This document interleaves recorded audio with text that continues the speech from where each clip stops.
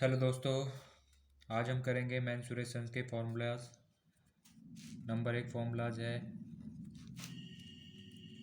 घन। घन यानी क्यूब। ओके। घन होता कैसा है? आपने कमरा देखा होगा, तो कमरे में क्या होता है? घन होता है, जिसकी चारों साइड्स इक्वल होती हैं। जैसे कि जिसकी साथ चारों भुजाएं क्या होती हैं? इक्वल होती हैं। जैसे कि ये भुजा भी ये है, ये भी ये है, ये भी ये है, और मतलब ये भी है और ये भी है, जिसमें चारों साइड्स क्या होती हैं? इक्वल होती हैं। तो घन का आयतन कितना होता है? घन का आयतन, तो घन का आयतन कितना हो जाएगा? घन का आयतन, घन का आयतन कितना होता है? भुजा की घात 3 यानी a की घात 3। और घन का संपूर्ण पृष्ठीय क्षेत्रफल, घन का संपूर्ण पृष्ठीय क्षेत्रफल कितना होता है? 6a²। ओके। और घन का विकर्ण, घन का विकर्ण, घन का विकर्ण कितना होता है? घन का विकर्ण हो जाएगा अंडर रूट, कितने हो जाएंगे? 3√a√3। ओके, a√3 हो जाएगा। अब आ जाते हैं नंबर 2 पर। नंबर 2 यानी क्या? घनाभ। घनाभ यानी क्यूबोइड। क्यूबोइड, क्यूबोइड आपने देखा है? जैसे मैच बॉक्स तो देखा होगा आपने सभी ने। तो मैच बॉक्स में क्या होता है? मैच बॉक्स में क्यूबोइड होता है यानी घनाभ। इसमें ये एल एल है, ये क्या है? ये बी है, और ये क्या है? ये हमारी एच हो जाती है इसमें। ओके। अब घनाभ का आयतन कितना होता है? घनाभ का घनाभ का आयतन, घनाभ का आयतन, घनाभ का आयतन कितना होता है? लंबाई गुणा चौड़ाई गुणा ऊंचाई यानी LBH हो जाता है। ओके। और घनाभ का संपूर्ण पृष्ठीय क्षेत्रफल, घनाभ का संपूर्ण पृष्ठीय क्षेत्रफल कितना होता है? 2 × LB BH और HL। ओके। और घनाभ का विकर्ण, विकर्ण कितना होता है इसका? विकर्ण हो जाता है LU² + BU² + HU²। ये घनाभ हो जाता है। अब तीसरे नंबर पर आते हैं हम। तीसरा नंबर क्या है? नंबर 3 शंकु। शंकु तो सभी ने देखा होगा। कौन कौन देखा होगा ना? सभी सभी का जैसे बर्थडे होता है तो उसमें जो कैप होती है पहनते हैं उसे, तो क्या होता है? शंकु के आकार की होती है, जिसमें ये क्या होती है? एल होती है, तिर्यक ऊंचाई होती है इसमें। और ये क्या होती है? ये इसकी रेडियस R होती है और ऊंचाई H होती है इसमें। ठीक है। तो शंकु का आयतन कितना हो जाएगा? शंकु का आयतन, शंकु का आयतन कितना हो जाएगा? शंकु का आयतन 1/3 πr² H। ठीक है। शंकु का पृष्ठीय क्षेत्रफल, पृष्ठीय क्षेत्रफल कितना हो जाएगा? शंकु का पृष्ठीय क्षेत्रफल पाई R और L, जहाँ L क्या है? एक तिर्यक ऊंचाई हो जाती है शंकु की। ओके। और शंकु का संपूर्ण पृष्ठीय क्षेत्रफल, शंकु का संपूर्ण पृष्ठीय क्षेत्रफल कितना हो जाता है? देखो, शंकु का पृष्ठीय क्षेत्रफल शंकु के संपूर्ण पृष्ठ क्षेत्रफल में क्या शामिल होगा? शंकु का पृष्ठ क्षेत्रफल भी शामिल होगा।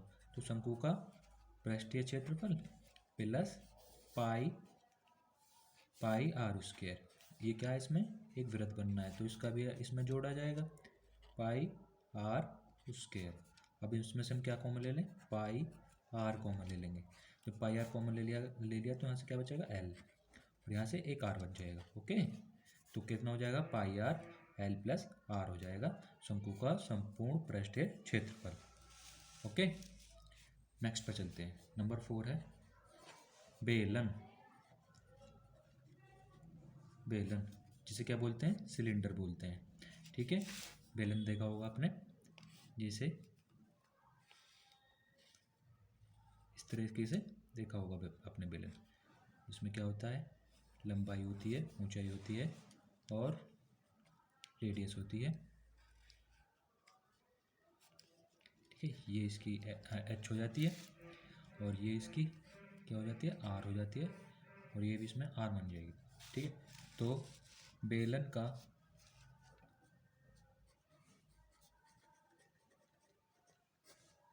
का आयतन कितना होता है? बेलन का आयतन पाई आर स्क्वायर एच। ठीक है, बेलन का आयतन कितना होता है? पाई आर स्क्वायर एच। ठीक है, और बेलन का पृष्ठीय क्षेत्रफल, बेलन का पृष्ठीय क्षेत्रफल ये कितना होता है? ये होता है 2 पाई आर और एच हो जाता है। ठीक है, 2 पाई आर एच। ओके, और बेलन का संपूर्ण पृष्ठीय क्षेत्रफल, बेलन का संपूर्ण पृष्ठीय क्षेत्रफल ये कितना होता है? बेलन का संपूर्ण पृष्ठीय क्षेत्रफल कितना होता है भाई? इसमें जब भी हम संपूर्ण पृष्ठ की बात करेंगे तो उसमें पृष्ठीय क्षेत्रफल भी शामिल होगा। तो पृष्ठीय क्षेत्रफल कितना है हमारा? 2 पाई आर एच, और प्लस दो क्या है इसमें? दो वृत्त लगे हैं नीचे, एक ऊपर और एक नीचे। ओके, तो इन दो वृत्त का क्या हो जाएगा? 2 पाई आर स्क्वायर। ठीक है, 2 पाई आर स्क्वायर। अब इसमें से आपको कॉमन क्या दिख रहा है? 2 पाई आर कॉमन ले लेते हैं इसमें से, तो यहाँ से तो क्या बचेगा? एच, और आगे से क्या बचेगा? आर बचेगा। तो कितना हो जाएगा? बेलन का संपूर्ण पृष्ठीय क्षेत्रफल कितना हो जाएगा? 2 pi r h plus 2 pi r square. तो इसमें से 2 पाई आर कॉमन लेंगे तो ये कितना बन जाएगा? 2 पाई आर, और ब्रैकेट में एच प्लस आर बन जाएगा। तो नेक्स्ट पर चलते हैं। नेक्स्ट पर आ जाते हैं। नेक्स्ट है गोला। क्या? नंबर 5 सॉरी, नंबर 5 पर क्या आ जाता है? गोला। क्या? गोला। तो गोला तो देखा होगा आपने सभी ने, गोला यानी स्फेयर। Okay, sphere. तो स्फेयर बना लेते हैं। ठीक है, इसमें ये क्या हो जाएगी? आर हो जाएगी। तो गोले का आयतन कितना हो जाएगा भाई? गोले का आयतन, तो गोले का आयतन कितना हो जाएगा? गोले का आयतन हो जाएगा 4/3 पाई आर स्क्वायर एच। ठीक है, सॉरी, पाई आर क्यूब होगा, it's my mistake. Pi R cube, 4/3 pi R cube हो जाता है। ठीक है, इसमें एच नहीं होती, सॉरी। अब दूसरा क्या चलेंगे हम? इसका संपूर्ण पृष्ठीय क्षेत्रफल, गोले का संपूर्ण पृष्ठीय क्षेत्रफल। संपूर्ण पृष्ठीय क्षेत्रफल कितना हो जाएगा? 4 पाई आर स्क्वायर। ठीक है, 4 पाई आर स्क्वायर संपूर्ण पृष्ठीय क्षेत्रफल हो जाता है इसका। अब आ जाते हैं किस पर? अब आ जाते हैं हम अर्धगोले पर। नंबर 6 अर्धगोला। क्या? अर्धगोला बोले तो हेमीस्फेयर।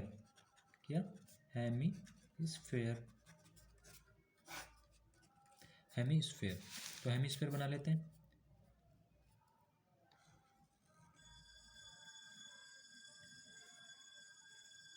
हेमीस्फेयर, इसमें ये क्या होगी? इसमें यहाँ से यहाँ तक की दूरी, ये क्या होगी, रेडियस इसकी।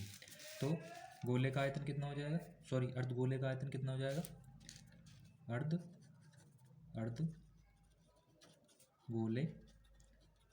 का आयतन, अर्धगोले का आयतन कितना हो जाएगा, अर्धगोले का आयतन गोले के आयतन का आधा, 2/3 पाई आर क्यूब। ओके, और गोले का संपूर्ण पृष्ठ क्षेत्रफल कितना हो जाएगा, गोले का संपूर्ण पृष्ठीय क्षेत्रफल कितना हो जाएगा, कितना हो जाएगा, ये हो जाएगा 3πr²। आधा तो इसका हो गया, यानी गोले का आयतन का आधा, मतलब गोले के क्षेत्रफल का आधा 2πr², और इसका जो आधा, इसमें ऊपर सर्कल भी तो बनता है ना, तो वृत्त का क्षेत्रफल, तो इसका आधा यानी 2πr² और वृत्त का क्षेत्रफल यानी πr², 2πr² और πr², तो कितना हो गया, 3πr² हो जाता है। ठीक है, और अभी क्या रह गया, गोला हो गया, शंकु हो गया, और हमारा घन भी हो चुका है, शंकु हो चुका है, बेलन हो चुका है, घनाभ भी हो चुका है। अब तो बस यही थे हमारे। ओके, चलो ठीक है, मिलते हैं नेक्स्ट वीडियो में। जब तक के लिए जय हिंद, जय भारत।